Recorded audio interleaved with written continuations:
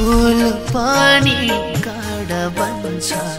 किन मैले छुँदा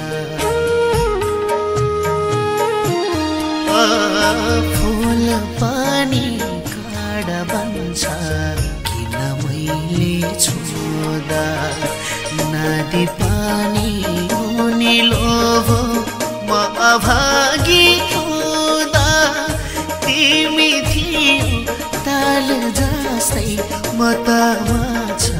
जस्तै त्यही तालैमा मार्यो माछा पानी विष हुँदा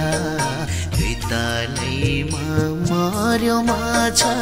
पानी विष हुँदा